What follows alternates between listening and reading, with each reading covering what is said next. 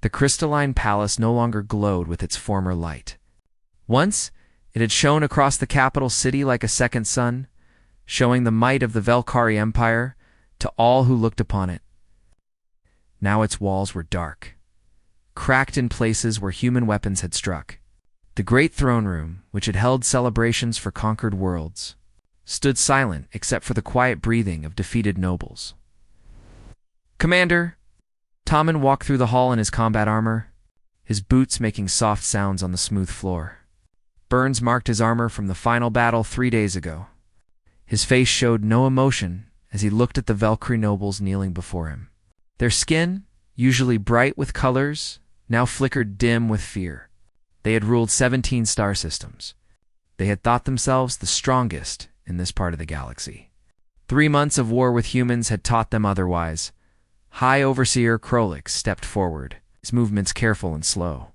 He wore the robes of surrender, gray, instead of the proud purple of his rank. His 4 eyes fixed on Taman as he spoke in the human language, which all Velkhari were now required to learn. "Commander, we have prepared the final tribute as discussed, to secure lasting peace between our peoples. We offer you our most precious treasures." He gestured, and guards brought forward to figures in ceremonial chains. Taman's expression did not change as he studied the 2 prisoners. He had been told about them during the surrender talks. Princess Hannah and Princess Yuna, daughters of the dead emperor. The Velkhari considered them valuable beyond measure, not just for their royal blood, but for their powerful psychic abilities. Hannah stood tall, despite the chains. Her skin was silver white, smooth and strange to human eyes. Her eyes glowed like liquid gold, and they stared at Taman with clear defiance. She was the elder sister, known throughout the Empire for her sharp mind and strategic thinking. Even now, defeated and chained, she carried herself like royalty. Yuna was different. Younger, smaller, her skin shifted between violet and blue, like water reflecting sky. Crystalline tears ran down her face, but she made no sound. Her psychic aura, which most species could feel like warmth or pressure, reached out gently toward Taman, as if trying to understand him. "These princesses are yours, Commander," Krolix continued.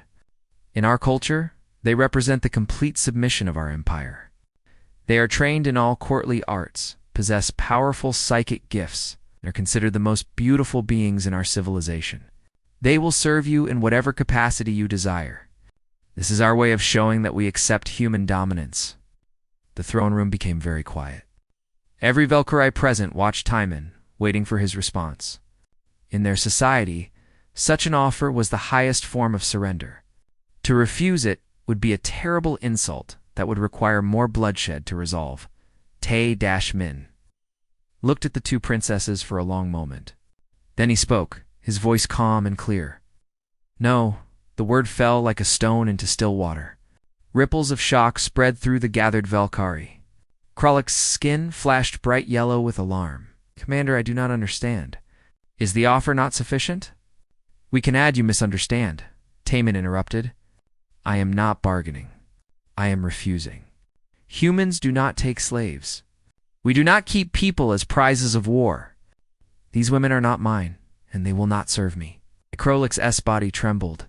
"But this is tradition. This is how peace is sealed. If you refuse, it means you find our offer insulting. It means, Taman said firmly, that humans and Velkhari have different customs. You will learn ours as we are learning yours. These women will be treated with the respect due to their rank. They will have quarters appropriate for royalty. They will not be harmed or forced into servitude. This is not negotiable." He turned to leave, then paused and looked back at the princesses. Something in his face softened slightly, though his voice remained professional. "If they wish to help establish peace between our peoples, they may do so as free persons. But that is their choice, not mine to command." As Taman walked away, Hannah's eyes narrowed. For the first time since her capture, she felt something other than despair or anger. She felt curiosity. The human had just refused an offer that, by Velkhari logic, should have pleased him. He had gained nothing from his refusal except complications. "Why?" Yuna stopped crying. Her psychic senses, which could read the emotions of almost any species, had been trying to understand the human commander since he entered the room. But there was nothing. No psychic presence at all. He was like a blank space where a person should be. This should not be possible. Every living being with a brain generated some kind of psychic signature, even if weak. But this human was completely empty to her senses. Unless he was not empty. Unless something was blocking her that night. Taemin sat in his temporary quarters in what had been the palace's military wing. A holographic display showed messages from Earth Command. The human victory over the Valkyrie had sent shockwaves across the known galaxy. 3 other empires had already requested peaceful contact with humanity. 2 had surrendered border territories without any fighting at all, but the messages from the diplomatic corps worried Taemin. They were trying to understand why other species seemed so terrified of humans. The war with the Valkyrie had been brutal, yes, but humanity had fought defensive wars before. Why did every alien civilization they encountered seem to react with primal fear? In another part of the palace, Hannah sat in the chambers assigned to her and Yuna. The rooms were comfortable, even luxurious. The human guards outside had been polite. They were being treated well, exactly as Taemin had promised. This confused Hannah more than cruelty would have. She understood conquest, domination, the logic of power. She did not understand mercy from a victor. In Valkyrie history, the winner took everything. That was natural law. That was survival. She reached out with her psychic abilities, gently touching the minds of the human guards outside their door. With most species, this was easy. She could read surface thoughts, feel basic emotions, sometimes even plant subtle suggestions. It was how Valkyrie nobles had maintained power for thousands of years. But when her psychic touch reached the humans, it simply stopped, like trying to grab smoke or push through a wall that was not there. She pushed harder, using techniques that would bring most species to their knees with psychic pressure. Nothing happened. The guards continued their patrol, unaware and unaffected. Hannah pulled back, breathing hard. Yuna watched her sister with wide eyes. "You felt it too," Yuna whispered. "They're empty. Like they're not really there." "No," Hannah said slowly. "Not empty? Blocked? Or immune?" She stood and walked to the window, looking out at the city where human ships patrolled the night sky. "Sister, do you remember the old stories? The forbidden ones that only the royal family learns." Yuna's skin went pale. "The Devourers." "Yes." Hannah's hands clenched. The ancient species that almost destroyed all life in the galaxy. The only species in recorded history that was immune to psychic powers. But they were destroyed. Locked away in a dead system at the edge of the galaxy 3 million years ago, Hannah turned to face her sister. "What was the designation of that system?" Yuna's voice shook as she answered. All 3, they stared at each other in the dim light. The same terrible thought occurring to both of them. Earth, outside. Commander Taemin reviewed reports. Unaware that the 2 Valkyrie princesses had just begun to suspect humanity's deepest secret. A secret that even most humans did not know. A secret that once revealed would change everything. Hannah waited until deep night before leaving her chambers. The human guards had changed shifts, and she had learned their patterns over the past 3 days. They were professional, alert, but they did not expect a Valkyrie princess to attempt anything dangerous. After all, where could she go on a conquered world surrounded by human forces? She moved through the palace's old passages, ways she had known since childhood. The palace had been her home before it became her prison. She knew every hidden corridor, every servant's path. In 12 minutes, she reached the ancient archive section, a place few Valkyrie ever visited. The archive keeper Ventar was old beyond measure. His skin had faded to pale gray, and his movements were slow with age. But his mind remained sharp, and he was one of the few people Hannah trusted completely. "Princess," he said when she appeared from the shadows. He did not seem surprised. "You seek the forbidden texts." "You know why?" Hannah said. Ventar nodded slowly. "The humans." "Yes. I had the same thought when I heard they could not be read by psychic touch." He moved to a sealed section of the archive, placing his hand on a lock that responded only to royal bloodline. "What I show you now must never be spoken of lightly. These are truths that the Council of Ancients decided were too dangerous for common knowledge. The seal opened, revealing data crystals so old their surfaces had begun to degrade. Ventar selected one and placed it in a reader. Holographic text appeared, written in an ancient form of Velkari that Hannah could barely understand.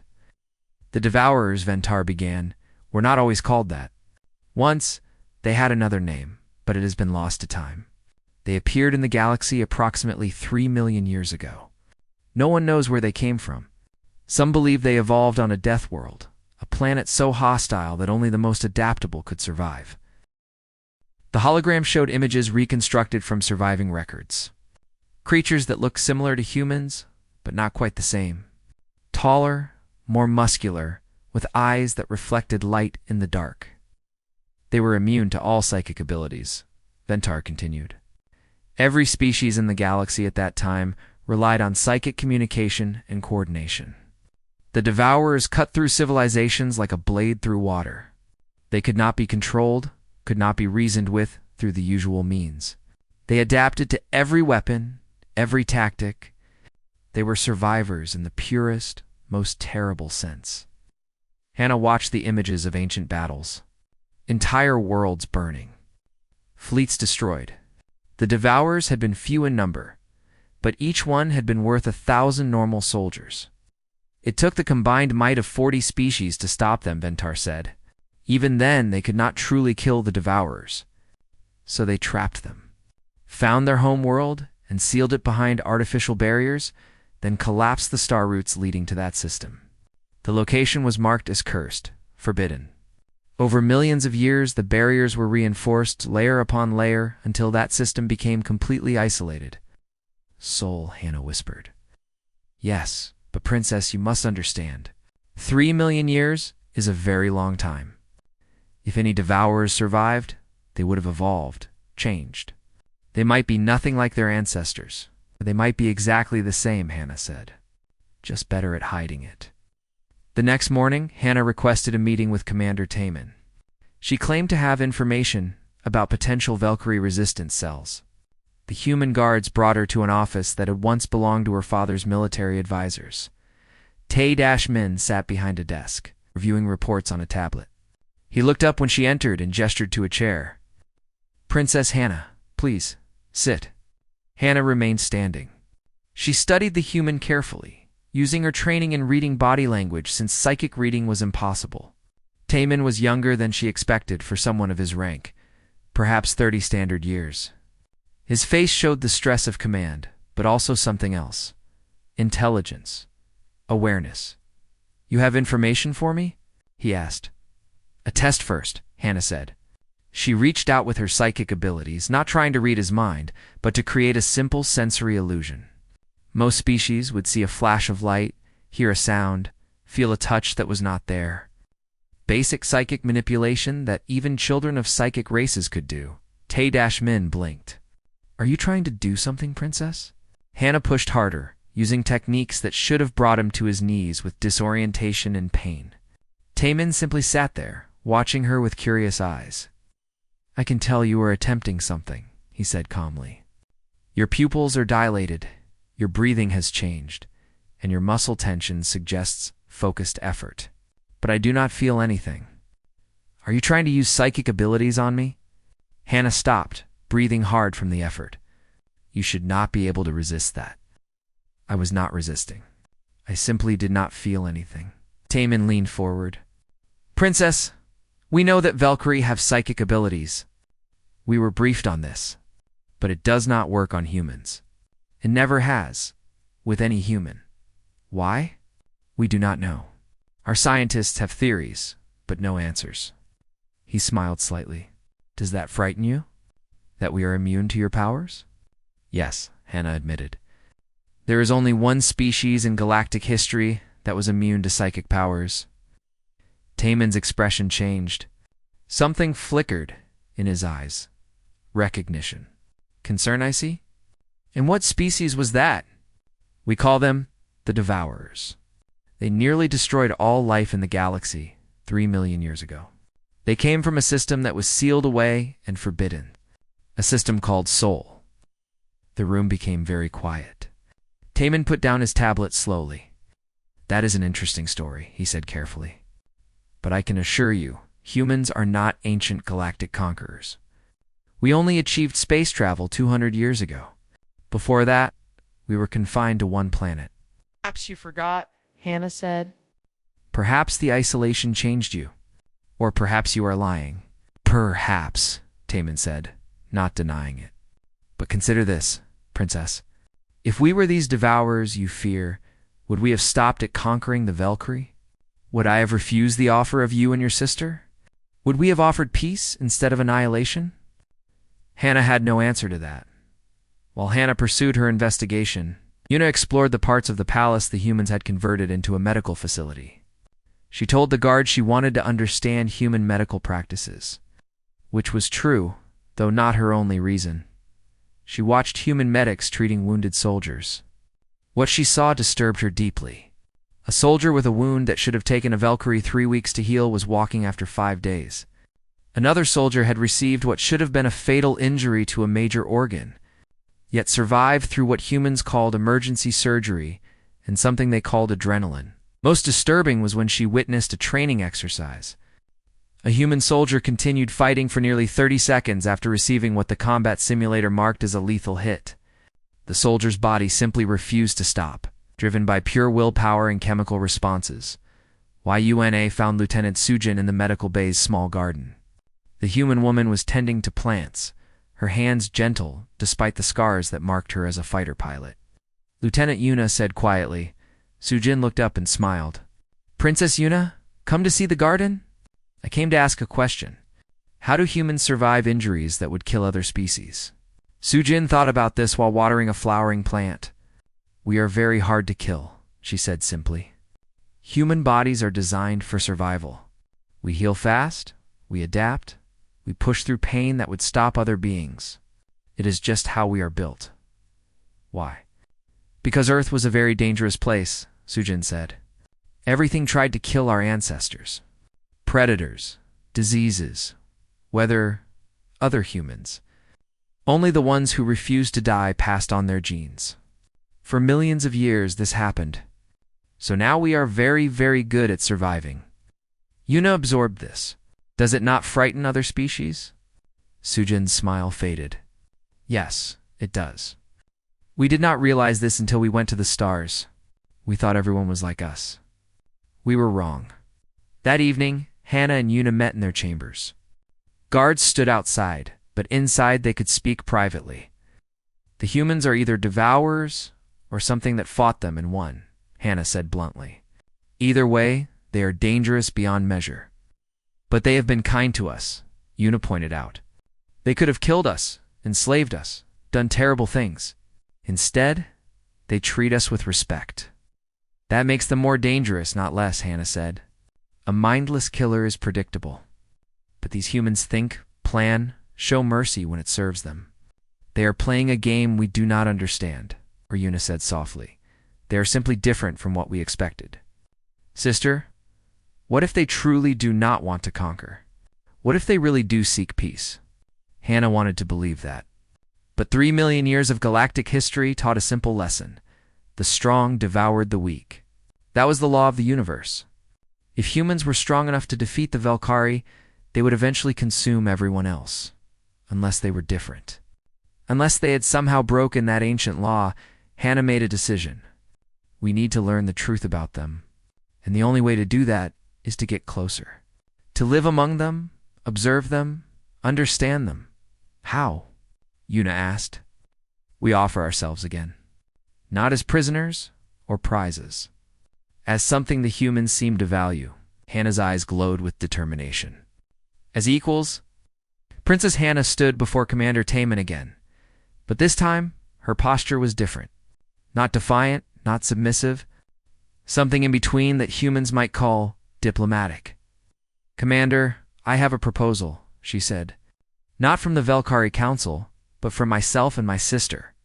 We wish to serve as cultural advisors to the human fleet. To help you understand my people, and to help my people understand yours. Taman studied her carefully. Why would you want this? You could remain here, safe and comfortable, until the peace is fully established. Because comfortable is not useful, Hannah replied. Commander, you defeated the Valkyrie military in 3 months. But you cannot defeat our culture, our way of thinking, through force. If you truly want peace, you need people who understand both sides. My sister and I are uniquely positioned to provide this. And what do you gain from this arrangement? Hannah smiled slightly. Knowledge. Understanding. Perhaps the chance to prevent future bloodshed. She paused. In answers to questions that trouble me, Taman was quiet for a long moment. Then he nodded. Very well, but there are conditions. You will live aboard our flagship, the Indomitable. You will have comfortable quarters and be treated with respect due to your rank. However, you cannot leave or communicate with other Valkyrie without oversight. You will be guests, not prisoners, but also not free. Do you accept these terms? We do, Hannah said, 3 days later. Na and Yuna found themselves aboard the Indomitable, the largest vessel in the human fleet. The ship was massive, built for long-term deployment, and carrying over 3,000 personnel. Their quarters were in the diplomatic section, comfortable and well-furnished, though clearly monitored. Yuna stood at the window, watching the stars move past as the ship traveled through space. It is strange, she said softly. I feel safer here than I did in our own palace. Do not let your guard down, Hannah warned. We are here to learn, to understand. Number. T to become comfortable. But as days turned to weeks, understanding what they observed became more difficult, not easier. Human behavior confused them at every turn. In the mess hall, they watched human soldiers argue loudly about the best way to perform a tactical maneuver. The argument became heated, with raised voices and strong language. Yuna tensed, expecting violence. Instead, the soldiers laughed, shook hands, and went to eat together as friends. They argue constantly, Yuna observed. Yet they work together perfectly in combat situations. How? Hannah had no answer. They observed the ship's operations. Every decision seemed to be questioned, debated, analyzed. In Valkyrie society, orders flowed from top to bottom without discussion. But humans challenged everything, even their superiors. Yet when action was needed, they moved with unity that seemed impossible given their constant disagreements. One evening, Yuna found Lieutenant Sujin in the ship's small botanical section. The pilot was tending to a garden of earth plants, her hands gentle as she pruned and watered. Lieutenant, may I ask you something? Yuna said. Of course, Princess. Sujin smiled, gesturing for Yuna to sit. Why do you keep this garden? You are a fighter pilot. You destroy things. Why create life? Sujin looked at her plants with soft eyes. Because we need to. Humans need beauty, even in darkness. Especially in darkness. We need to create life even while taking it. It helps us remember what we are fighting for. But that is contradictory, Yuna said. You cannot be both destroyer and creator. Why not? Sujin asked. Humans are full of contradictions. We love peace, but prepare for war. We value life, but know how to kill. We want to trust others, but protect ourselves. It is not a problem to solve, Princess. It is just who we are. Yuna thought about this for a long time after. In Valkyrie philosophy, contradictions were weaknesses to be eliminated.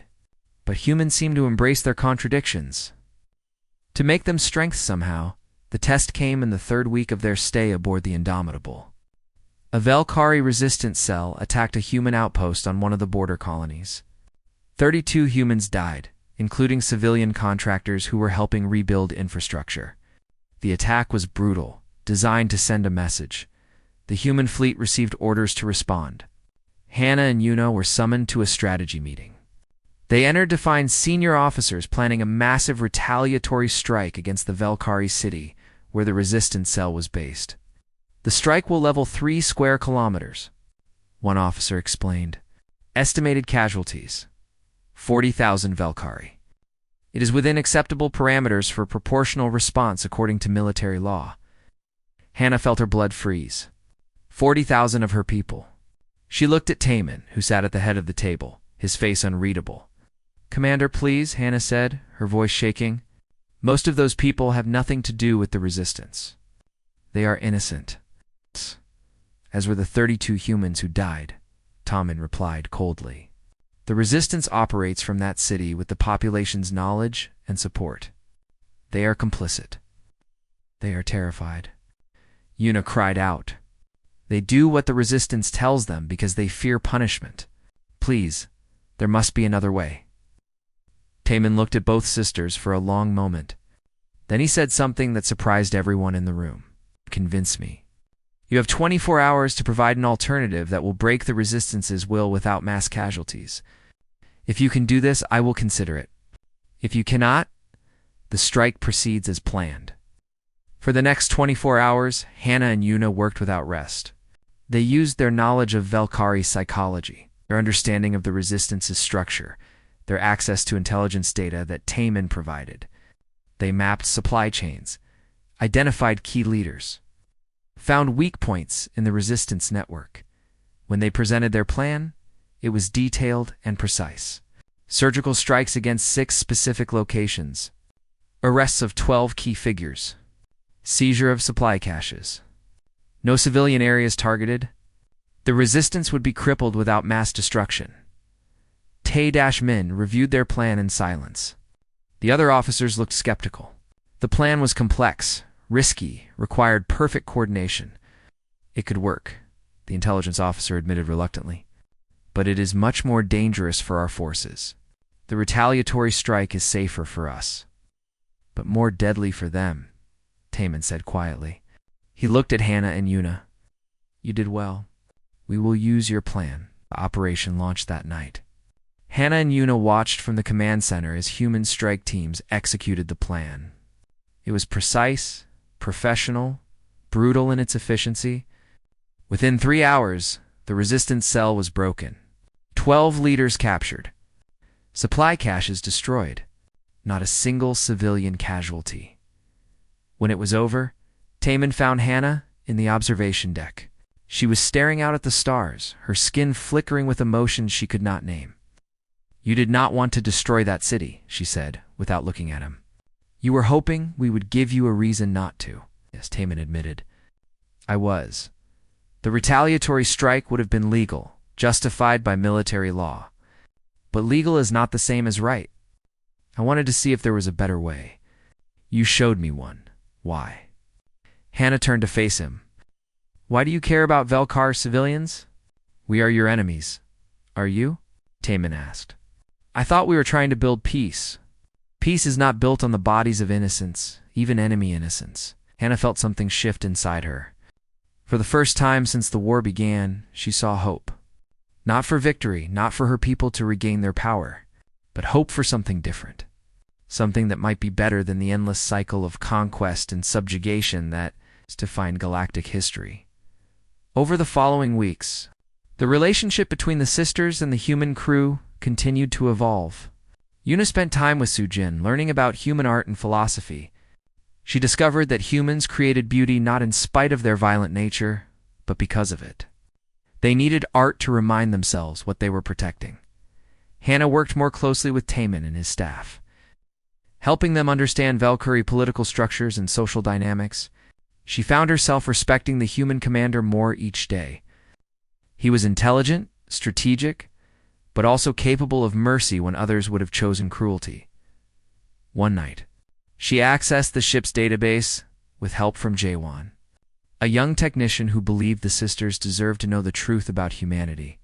What she found shocked her more than anything else she had discovered. "Sister," she said, pulling Yuna into their quarters, "I found something. First contact records. The real ones, not the sanitized versions." She showed Yuna what she had learned. Humanity's first contact had not been with the Velkari. It had been with a peaceful psychic federation called the Zelenary Collective. They had welcomed humans with open minds and open hearts, sharing knowledge and technology freely. Then the Zelenary had tried to create a psychic link with human diplomats to enable perfect communication. The attempt had failed catastrophically. The psychic network collapsed, and several Zelenari died from the mental shock. But it was not because humans were immune, Hannah said, her voice shaking as she read the report. It was because human minds are fundamentally incompatible with psychic networks. Human consciousness exists in a state of constant internal conflict. Emotion versus logic, instinct versus reason, individual versus collective. This creates mental noise that psychic species cannot tolerate. What happened to the Zelenari? Yuna asked. They broke off contact immediately. Warned other species that humans were existentially dangerous? Not because humans were evil, but because human minds are chaotic in a way that psychic species find terrifying. Hannah looked at her sister. The galaxy has been afraid of humans since first contact. Every species we meet instinctively fears them. And the humans know this? Some do, but most humans do not understand why they are feared. They came to the stars hoping for friendship and found only terror. Hannah closed the file. Sister, I need to confront Taman with this. I need to understand why he kept this from us. The confrontation came the next day in Taman's office. Hannah presented everything she had learned. Taman listened without interrupting. When she finished, he sighed heavily. Most of what you discovered is classified. I could have you detained for accessing it. But you will not, Hannah said. No, you deserve to know the truth. Amin stood and walked to the window. I did not tell you because I did not know most of it myself. Earth Command classified the first contact incident to prevent panic. They wanted to control the narrative, make humanity seem less threatening. But the truth is, we terrify other species just by existing. Why did the Velkari attack you? Yuna asked softly. Because they were afraid, Taman said. We entered their space asking for trade and friendship. They saw monsters. So they struck first, hoping to destroy us before we could destroy them. And now? Hannah asked. What are you going to do now? Try to prove them wrong, Taman said simply. Try to show the galaxy that humans can choose to be more than what they fear. At that moment, an alert sounded throughout the ship. The communications officer's voice came over the intercom, tight with tension. Commander, urgent message from Fleet Command. The Drake 3 Empire has issued an ultimatum. Humanity must withdraw to their home system within 90 days, or face extermination. Their fleet is assembling. 10,000 warships. The room went silent. The Drake 3 were the largest military power in the galaxy. 10,000 ships could glass every human colony, destroy every human vessel. The galaxy had made its decision. Humanity was too dangerous to exist among the stars. The command center of the Indomitable filled with activity. Officers rushed between stations, analyzing the Drake 3 ultimatum, calculating fleet positions, preparing defensive strategies. The tension in the air was thick enough to cut. Hannah and Yuna stood to the side watching the humans work. No panic, no chaos. Just efficient, deadly preparation. These were people who had faced extinction before and survived. Commander, the tactical officer reported, the Drake 3 fleet composition is confirmed.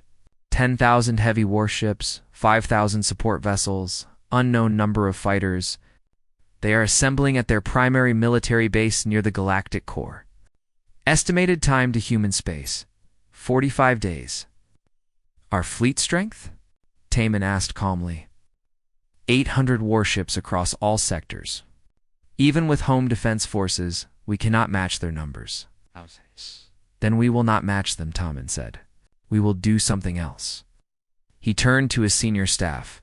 Send a message to Earth Command. Propose a diplomatic summit between humanity and the Drake 3 Empire. Neutral location, formal negotiations, representatives from all major galactic powers invited as witnesses. Oh. The room went silent. One officer spoke up, his voice uncertain. Sir, the Drake 3 have never agreed to such terms. They believe might makes right. They will see negotiation as weakness. Perhaps, Taman said, but we must try. He looked directly at Hannah and Yuna. Princesses, would you and your sister be willing to accompany me to this summit? To serve as witnesses representing species who have actually lived among humans? Hannah felt her heart pound. This was more than a diplomatic mission. This was Taman asking them to choose sides. To stand with humanity against the rest of the galaxy, Why us? She asked. Because you have seen us at our worst and our best. Because you have no reason to lie for us. Your testimony will carry weight precisely because everyone knows we conquered your people. Taemin's expression was serious. I am not asking you to betray your people. I am asking you to speak truth. Whatever that truth may be. Yuna looked at her sister. Then both looked at Taemin and nodded. We will come, Hannah said. The diplomatic summit was arranged on a massive neutral space station called Concord Point, built centuries ago by a coalition of species. It existed outside any single government's control. Within 2 weeks, 40 species had sent representatives. The galaxy would watch this meeting. Hannah stood with Yuna in their assigned quarters on the station, both wearing formal diplomatic robes. Outside, the corridor was filled with delegates from across known space. She saw the insectoid creche, the floating gas beings called the Murmur, the crystalline Lithians. Dozens of species, all gathered to witness humanity's fate. Yuna asked quietly. I do not know, Hannah admitted, but I know that if we say nothing, we will regret it. The main chamber was enormous, designed to accommodate different environmental needs. The Drake III delegation entered first. Their Emperor Koth was an ancient being, towering over most species. His scales were deep red, his eyes cold and calculating. He had ruled for 300 years and conquered twice that many worlds. The human delegation was much smaller.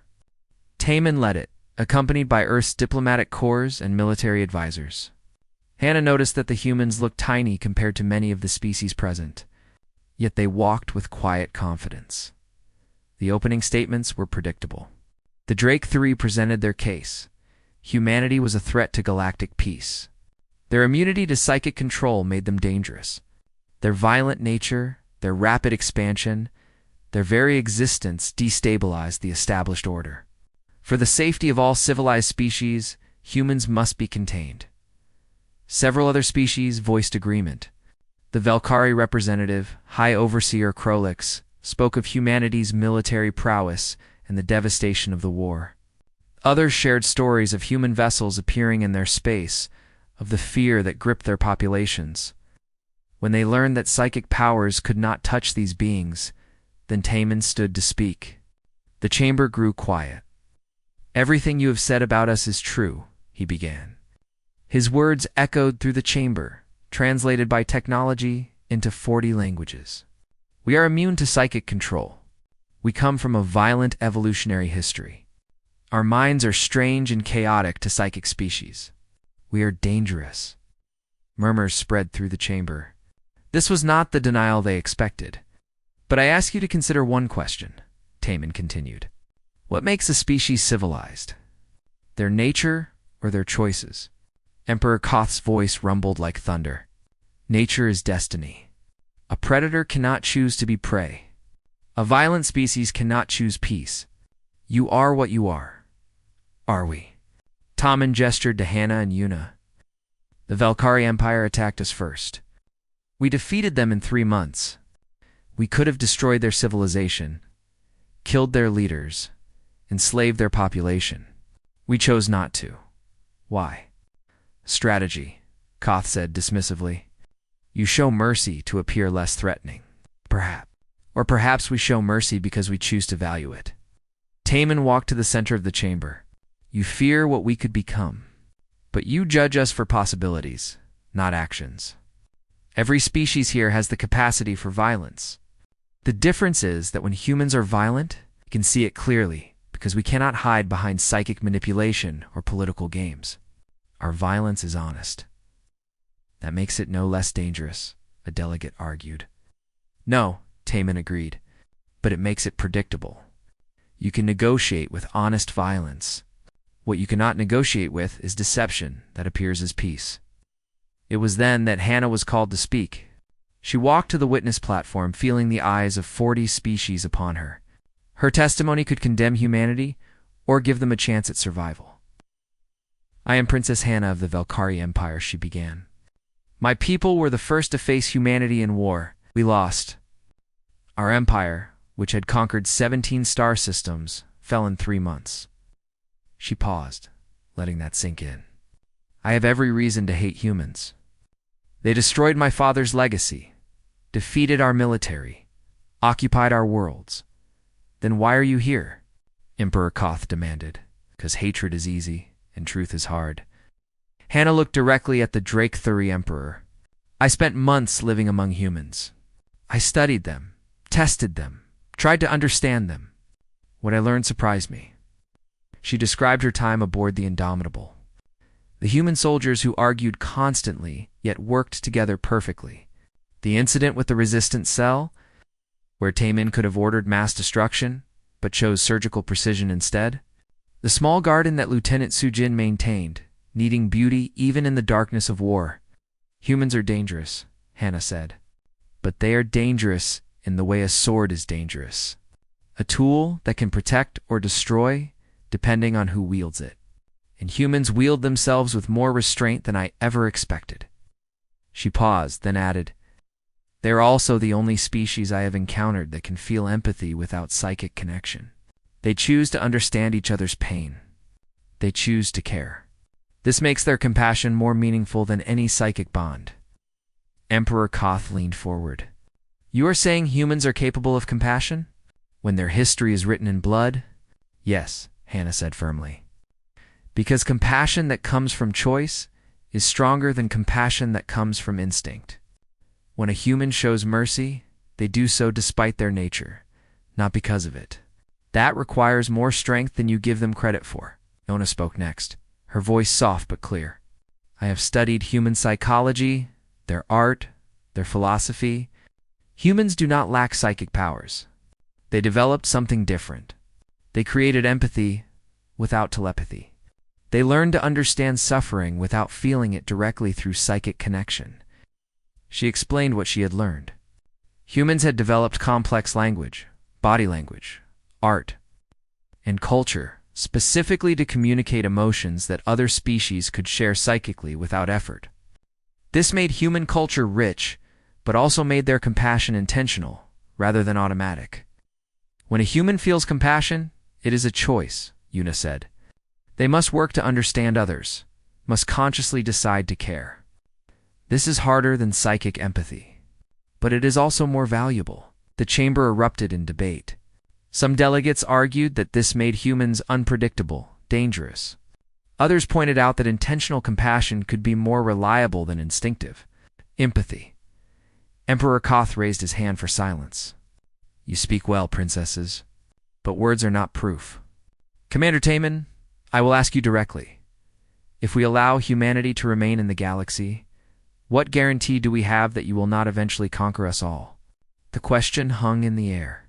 Every species present leaned forward to hear the answer. Tae-Min took a breath, then spoke with absolute honesty. None. You have no guarantee. We could become conquerors. We could become tyrants. We could fulfill every fear of Ave about us. Shock rippled through the chamber. This was not the answer anyone expected. But, Taemin continued, you have the same lack of guarantee about any species. The Drake Thuri Empire has conquered hundreds of worlds. The Valkyrie Empire ruled through psychic manipulation. The Zelenary Collective controls minds. Every species here has the capacity for evil. The question is not whether we can do harm. The question is whether we choose to. He looked around the chamber, meeting the eyes of as many delegates as he could. You want a guarantee of our behavior? We cannot give you that. What we can offer is this: transparency, accountability, a willingness to work within galactic law, and accept judgment when we fail. We ask not for trust based on our nature, but for the opportunity to earn trust through our actions.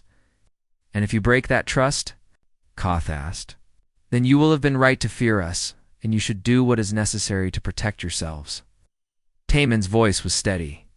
But if you destroy us now, based on what we might become rather than what we are, you make yourselves the monsters you fear we will be. The chamber fell silent. The weight of decision pressed down on everyone present. Emperor Koth stood slowly, his massive form dominating the room. I will consult with my advisors. This council will reconvene in one standard day for final judgment. As the delegates filed out, Hannah approached Taman. You took a terrible risk, admitting you have no guarantees to offer. It was the truth, Taman said simply, and lies would have condemned us more surely than honesty. I hope you are right, Hannah said. Because tomorrow, the galaxy will decide if your species deserves to exist among the stars. That night, Hannah could not sleep. She stood at the window of her quarters, watching ships from 40 different species orbit the station. Tomorrow, they would judge humanity, and whatever they decided would shape the future of the galaxy. She thought about everything she had learned about humans, their contradictions, their choices, their refusal to be defined by their nature alone. They were strange, frightening, unpredictable. But they were also capable of surprising kindness. The question was whether the galaxy would see that, or only see the threat they represented. Beside her, Yuna watched the stars. Do you think they will give humans a chance? Hannah thought about Taman's words, about choice versus nature, about civilization as an act of will, rather than an accident of evolution. I do not know, she said honestly, but I know that humans deserve one. The council chamber filled slowly the next morning. Representatives from 40 species took their positions, their translators humming softly, their environmental suits adjusting to the chamber's neutral atmosphere. Hannah and Yuna sat in the witness section, their hearts pounding despite their training in composure. Emperor Koth entered last, his massive form casting shadows across the floor. His face revealed nothing, but Hannah noticed the way other delegates watched him. The Drake III Empire was the most powerful military force in the galaxy. Whatever Koth decided would influence every other species present. This council reconvenes to render judgment on humanity's place in the galactic community, Koth announced, his voice filling the chamber. We have heard testimony. We have reviewed evidence. We have debated through the night. Taman stood with his delegation, his face calm, but his hands clenched at his sides. Hannah realized he was terrified, though he hid it well. The fate of his entire species rested on the words that would come next. The Drake III position is this, Koth continued. Humanity is dangerous. This cannot be disputed. Their immunity to psychic control, their violent nature, their rapid technological advancement, all of these make them a potential threat to galactic stability. Hannah felt her stomach sink. This was it. The galaxy would choose fear over hope, but then Koth said something unexpected. However, danger is not the same as evil. A star is dangerous, yet we build our civilizations around them. A blade is dangerous, yet we carry them for protection. The question is not whether humanity is dangerous, but whether they can be trusted to wield their own danger responsibly. He looked directly at Taman. Commander, you offered transparency and accountability. You admitted you cannot guarantee your species' behavior. This honesty is rare among leaders. Most promise perfect safety while hiding their true intentions. Koth paused, then continued. I have conquered many worlds in my long life. I have seen countless species rise and fall. I have learned that the most dangerous beings are not those who admit their capacity for evil, but those who deny it. Humans, at least, are honest about what they are. Hope flickered in Hannah's chest. Was this actually happening? Therefore, Koth said, the Drake III Empire proposes an alternative to quarantine or extermination. We propose a period of watchful peace. Humanity will be permitted to remain in the galaxy, to travel and trade freely. However, for the next 30 standard years, strict limits will be placed on human military expansion. Human vessels will be monitored, though not controlled. Human colonies will be observed, though not occupied. He looked around the chamber. Most importantly, mandatory cultural exchange programs will be established. Humans will learn our ways, and we will learn theirs. If, after 30 years, humanity has proven themselves responsible members of the galactic community, these restrictions will be lifted. If they prove dangerous, then we will reconsider more severe measures. And if humanity refuses these terms, asked a Kresh delegate, their mandibles clicking nervously. Then we reconsider the quarantine option, Koth said, but I suspect they will not refuse. The terms are restrictive, but fair. They allow humanity to prove themselves through action rather than words. Taman stepped forward. Emperor Koth, on behalf of humanity, I accept these terms. We welcome the opportunity to prove our worth through our choices, rather than our nature. A vote was called. Of the 40 species present, 38 voted in favor of the watchful peace. Only 2 voted for quarantine, and none voted for extermination. The decision was made. Humanity would remain among the stars. The chamber erupted in conversation. Some delegates expressed relief, others continued to voice concerns. But the decision was final. The galaxy had chosen to give humanity a chance. Hannah felt tension she did not know she was carrying release from her shoulders. Beside her, Yuna was crying tears of relief this time, not sorrow. After the formal proceedings ended, Emperor Koth approached Taman privately. Hannah and Yuna watched from a distance as the ancient ruler and the human commander spoke. Koth's expression was serious but not hostile. You surprised me, Commander, Koth said. I expected you to make promises to try to convince me of humanity's inherent goodness. Instead, you admitted your flaws and asked only for the chance to choose your path. That took courage or desperation, Taman replied honestly. Perhaps both. Koth studied him with ancient eyes. I will tell you something few know. 3,000 years ago, my species was much like yours. Violent, aggressive, feared by all who encountered us. We conquered because it was our nature. We destroyed because we could. What changed? Taman asked. We chose to change. One emperor, many generations before me, decided that strength could be used for protection rather than conquest. It was difficult. Many of our people resisted. But slowly, over centuries, we became what we are now. Still dangerous, still powerful, but directing that power toward maintaining order rather than spreading chaos. Koth placed a massive hand on Taman's shoulder. Your species is young. You have just learned you are feared across the galaxy. What you do with that knowledge will define your future. Choose wisely. Several weeks later, Hannah and Yuna prepared to return to Valkyrie's space. They would serve as the first official ambassadors from the Valkyrie people to humanity. Part of the cultural exchange program that had been established, Taman walked them to their shuttle, which would take them to a transport ship bound for their homeworld. The past months had changed all 3 of them in ways they were still understanding. I never thanked you properly, Taman said. Your testimony at the council likely saved my species from quarantine, or worse. We only spoke the truth, Hannah replied. Though I admit, the truth surprised even us. What will you tell your people about humans? Taman asked. Hannah considered this carefully. I will tell them that humans are dangerous, that you cannot be controlled or predicted through the usual means, that you carry violence in your bones and chaos in your minds. Taman smiled sadly. That will not make us popular. I am not finished, Hannah said. I will also tell them that humans are capable of surprising kindness, that you choose compassion when cruelty would be easier, that you value mercy despite having no instinct for it, and that your strength lies not in what you are, but in what you choose to become. Yuna added, we will teach our people about who. Man culture. Your art, your philosophy, your strange way of finding beauty in darkness. Perhaps if we understand you better, we will fear you less. I hope so, Taman said, because we came to the stars hoping to make friends. We did not expect to become the galaxy's nightmare. You are not a nightmare, Yuna said gently. You are just different. And difference is frightening until it becomes familiar. They boarded the shuttle.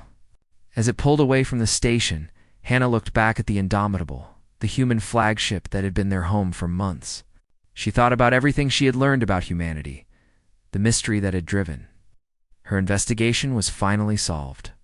Humans were not the ancient devourers reborn. They were not monsters waiting to consume the galaxy. They were simply survivors from a harsh world, carrying both the scars and the strengths that survival required. But more than that, humans had taught her something unexpected about power. True power was not the ability to destroy, though humans certainly had that. True power was the ability to destroy and the will to choose restraint instead. Every day that humans showed mercy was a victory over their own nature. Every act of kindness was proof that choice could triumph over instinct. Sister Eunice said softly, "Do you think humans will succeed? Will they prove themselves worthy of the galaxy's trust?" Hannah watched Earth's sun appear in the shuttle's viewport as they turned toward human space. "I do not know, but I know they will try. And perhaps that is enough." 5 years passed. The period of watchful peace proved surprisingly peaceful. Human colonies expanded slowly, under observation but without incident.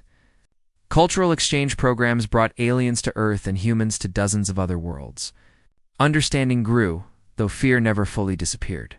Hannah and Una became influential voices in galactic politics. Their joint memoir, The Voluntary Heart, became required reading in diplomatic schools across 40 species. They explained the concept of choosing empathy rather than having it imposed by psychic connection. They taught other species to see human compassion. It's not as weakness, but as strength. The book's central thesis challenged thousands of years of galactic philosophy. That civilization was not the absence of the capacity for evil, but the continuous choice to reject it despite that capacity. Human Valkyrie. Relations transformed from occupied enemy to cautious allies to something approaching friendship. Valkyrie psychics trained humans in meditation techniques that helped them understand their own chaotic minds better. Humans taught Valkyrie about art, emotion, and the value of internal conflict as a source of creativity. Tay-Min, promoted to admiral, oversaw humanity's integration into galactic society. Each diplomatic success, each peaceful resolution, each act of restraint built humanity's reputation slowly. The galaxy was learning that humans could be trusted, not because they were harmless, but because they chose to do no harm. On the 5th anniversary of the Concord Point decision, a celebration was held aboard that same station. Representatives from all species gathered to mark humanity's successful completion of the watchful peace period. The restrictions would soon be lifted. Emperor Koth, even more ancient but still sharp, gave a speech that was broadcast across the galaxy. 5 years ago, we faced a question. Should we fear what humanity might become, or trust what they choose to be? Today, we have our answer. Humanity has proven that dangerous beings can still be civilized. That power can be wielded with wisdom. That choice matters more than nature. He looked directly at the human delegation. The restrictions are hereby lifted. Humanity is welcomed as a full member of the galactic community with all rights and responsibilities that entails. Tay-Min stood to respond, but before he could speak, Hannah and Una approached the stage. They had requested permission to make a presentation. 5 years ago, Hannah began, we stood in this chamber and testified that humans deserved a chance. Today, we stand here to say that they have earned more than that. They have earned respect, Una continued, but more importantly, humanity has taught the galaxy something valuable. They have shown us that we are all defined not by what we could become, but by what we choose to be. This lesson applies to every species here. They presented Tay-Min with a gift, a crystalline sculpture created by both human and Valkyrie artists working together. It depicted 2 hands reaching toward each other, one human, one Valkyrie. Not quite touching, but the space between them glowing with light. This represents the bridge between our peoples, Hannah explained. Built not on trust that came easily, but on trust that was earned through choice, action, and time. Tay-Min accepted the sculpture, his eyes wet with emotion he did not try to hide. Thank you, both of you. You gave humanity a chance when you had every reason not to. You saw past your fear to find hope. That took more courage than any battle I have fought. As the celebration continued, Hannah stood with Una at the observation deck. Watching ships from dozens of species flying in formation, a display of unity that would have been impossible 5 years earlier. Do you remember the question that started all this? Una asked.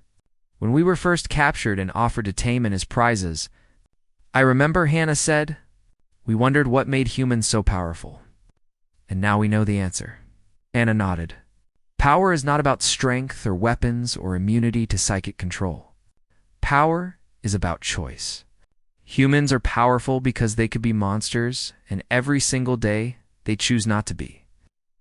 She thought about the journey that had brought them here.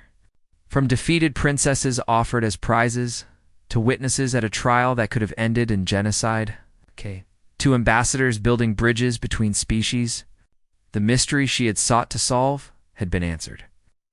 But the answer was simpler and more profound than she ever expected. Humans were not special because of what they were born as. They were special because of what they chose to become. And in a galaxy that had spent millions of years watching species rise and fall according to their nature, humanity offered something revolutionary, proof that nature was not destiny, that beings could choose their path regardless of their origins, that civilization was not an accident of evolution, but an act of continuous will. The mystery was solved, but the story was just beginning. Because now, other species were learning the lesson humanity had taught. They were learning that they too could choose to be better than their natures demanded, that they too had power in their choices, not just their abilities. Hannah looked at the human ships flying alongside Valkyrie vessels, Drake 3 cruisers, and craft from dozens of other species. All of them different, all of them dangerous in their own ways, all of them choosing to fly together in peace. "What do you think the galaxy will become now?" Una asked. Hannah smiled. "I do not know, but I know it will be their choice, and that makes all the difference." On Earth, in a small military cemetery, a monument had been built to those who died in the war with the Valkyrie. Taman visited it whenever he returned home. The monument was simple, a stone carved with the names of the fallen and beneath them. A quote that had become humanity's unofficial motto in their dealings with the galaxy. "We are what we choose to be," was not a promise of perfection. It was not a guarantee of safety. It was simply a statement of truth. Humans would make mistakes, would struggle with their violent nature, would face moments when cruelty seemed easier than kindness. But they would keep choosing kindness anyway, not because it came naturally, but because it was right. And in the end, that made all the difference. The mystery of humanity's power was solved.